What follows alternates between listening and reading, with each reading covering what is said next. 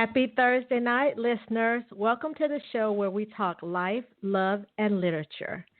I'm your host, Sierra London, and along with my co-host, author Ella Wren, we are Women on Words. Tonight, we are so happy to welcome our guest author, LaJill Hunt.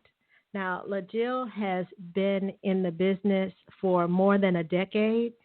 She has a wealth of experience, and we're so happy to have her with us tonight. And I have to read a little bit about her latest release, the book Large and in Charge from Big Five publisher Kensington. And so the back cover of this book that we're going to talk about tonight says, 2 years ago, aspiring model Devin was on the fast track to success and living her best life as Dee Morgan. Engaged to a rising hip-hop star, mentored by one of the world's biggest supermodels, and the center of attention for thousands of adoring fans and followers. Then it all came crumbling down. In a matter of minutes, she lost everything she loved and more. Now Dee Morgan no longer exists, and the spotlight is the only thing Devin has managed to avoid. Doesn't that sound awesome, author Ellerin? It does. I'm excited to hear about this new book. Yes, and you say LaJill has been writing for over 10 years. That's awesome. Yeah.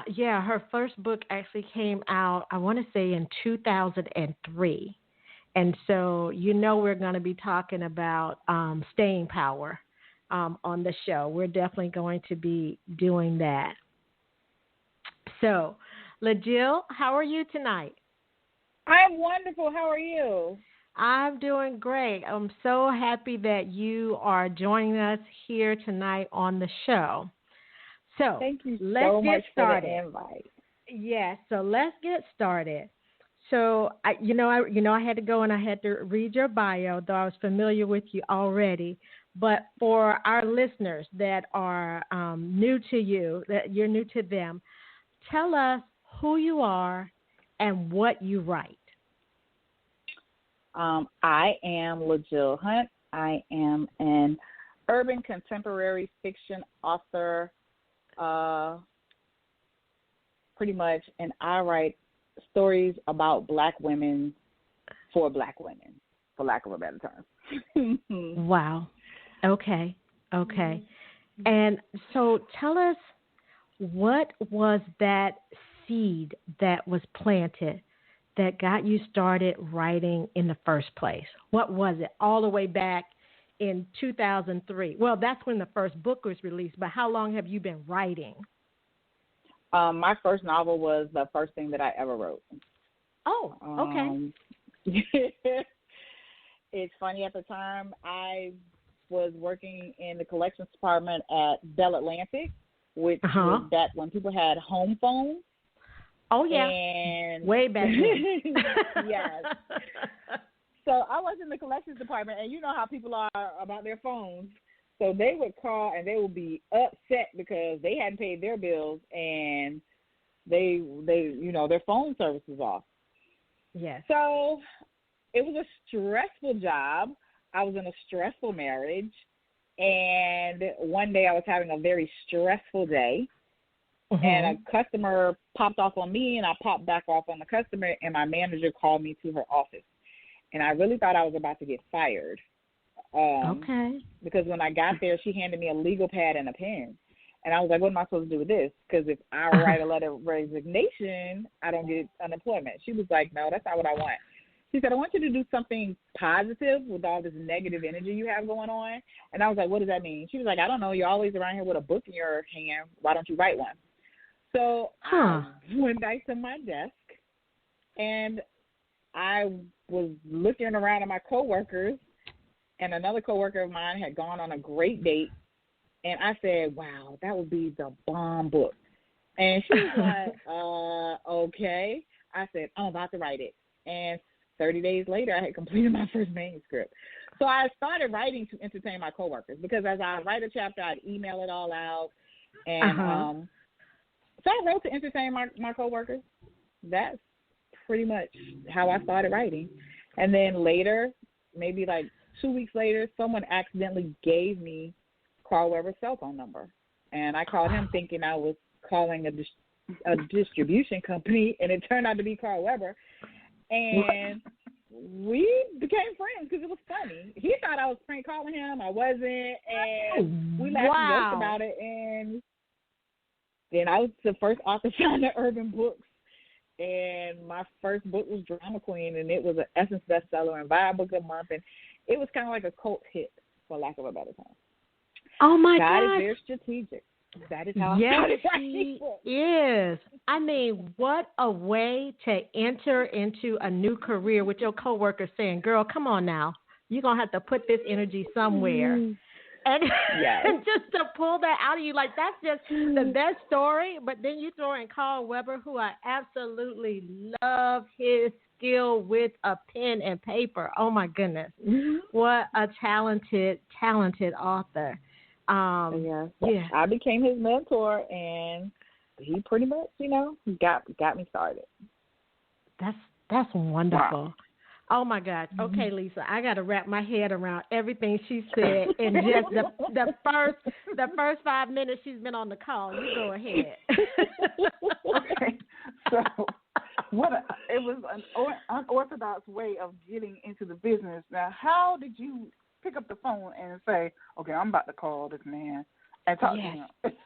I know you said you thought it was a distribution company, but even that pick up the phone. I thought it was distribution. I didn't even know what a distribution company was. I had gone into a black bookstore, and I was like, okay, so I wrote a book, and now I don't know what to do. He was like, well, are you going to self-publish, or are you going to try to get a deal? I was like, I guess I'll self-publish. He was like, well, if you're going to self-publish, you're going to need a distributor. And I was like, okay. He was like, here's the number to a distributor. Call them, and they should be able to help you. And that was on a Sunday afternoon. The next day, I dialed the number. And the first thing I heard when the person answered the phone was, let me get a fish sandwich, extra tartar, onion rings, and a strawberry shake. And I would eat that. I said, hello? And he was like, yeah. Oh, and I was like, hi, my name is LaJill Hunt. I went into Positive Vibe yesterday, and I told them I finished the book, and they gave me your number and said that you could probably help me get a distribution deal. And he was like, what? I said, my name is LaJill Hunt. I went, and he said, they told you to call me. I was like, yes. And so then he was like, I'm so confused. I said, I am too. And so then he was like, well, tell me about your book. I said, it's called Homies, Lovers, and Friends, the autobiography of a drama queen. He said, first of all, that title is too long. It's too many words. You won't even fit on the cover. I was like, first of all, you don't know about my book, and blah, blah, blah. And we went back and forth laughing and joking. We talked for about an hour, and then he said, well, I'm going to go into this meeting. I was like, okay. He was like, well, I'll tell you what. Call me later, and we'll talk about your book. And I was like, but I thought you said you could give me a distribution deal. He was like, I mean, I can't, but you're funny. I like you. I was like, okay, I'll call you back. I said, if you really think that you're going to help me. And so I said, what is your name? And he's like, Weber. I said, Weber, is that your first name or your last name? And he was like, that's my last name. My first name is Carl. I said, oh, my God. I said, one of my favorite authors' name is Carl Weber. He was like, yeah, that's me. I was like, man, you are not Carl. I said, wait. I'm talking about Married Men and Looking for Love. He was like, yes, those are my two books. I was like, you are not Carl Weber. He was like, I promise you I'm Carl Weber. I said, oh, my God, Mr. Weber, I'm such a... He was like, no, don't even try it. No. Now you're trying to clean it up. All night now, yes. And so we really, he became, my brother, my mentor, and we had some good times, for real. He taught me a lot. Wow. He really did teach me a lot. Yeah. I love it that you told Carl Weber, get back, little homie. You don't know my book like that. I love that. I would say, first of all, you don't know my book. Wow. Funny. Oh, my gosh. Oh, my gosh. The universe putting you in the right place at the right time. I love it. It really does.